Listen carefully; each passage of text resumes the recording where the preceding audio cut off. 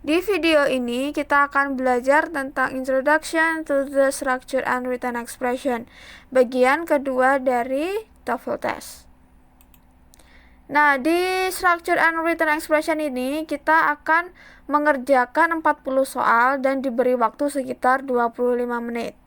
Ada dua bagian, yang bagian pertama itu ada structure dan bagian yang kedua itu ada written expression.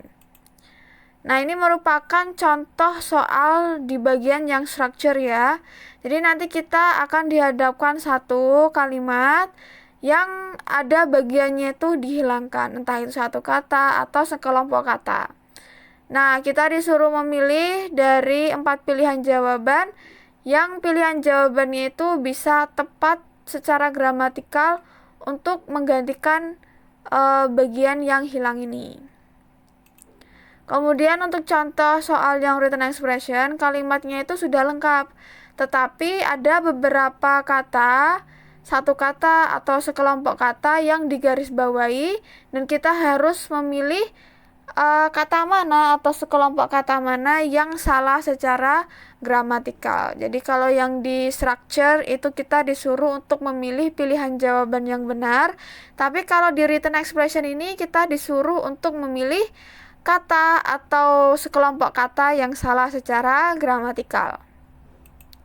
Nah, general tips umum cara mengerjakan structure and written expression section.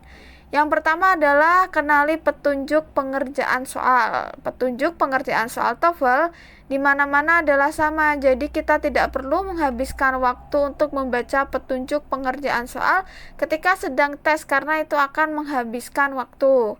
Kenalilah petunjuk pengerjaan soal sebelum mengikuti tes. Nah, ini sama ya. Seperti general tips yang listening comprehension.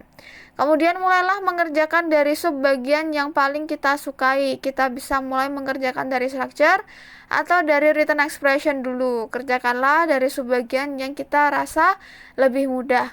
Nah, ini bedanya sama listening comprehension. Kalau listening comprehension itu kan kita mengerjakannya harus bersama-sama ya, sesuai sama audionya, mengikuti audionya. Tapi kalau yang di structure and written expression ini kita bebas mau ngerjain yang mana dulu, mau ngerjain yang written expression dulu atau structure dulu, bebas pilih yang kita rasa lebih mudah, paling mudah, seperti itu.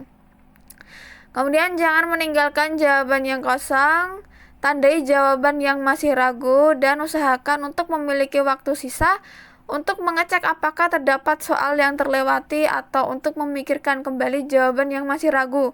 Nah, ini tadi kan poin kedua terakhir itu kan tandai jawaban yang masih ragu. Pokoknya kalau kita menemui soal yang susah banget, itu kita jangan terlalu fokus ke situ, jangan terlalu menghabiskan waktu untuk mengerjakan soal yang susah itu. Kita tandai aja, dilingkari atau dititiki di lembar jawabnya, ini tuh jawabannya masih ragu atau bahkan belum dikerjakan sama sekali. Terus kita lewati, kita kerjakan soal-soal berikutnya. Nanti kalau ada waktu yang sisa, kita kembali lagi ke soal itu untuk mengerjakannya kembali gitu. Jadi jangan buang-buang waktu untuk mengerjakan soal yang susah.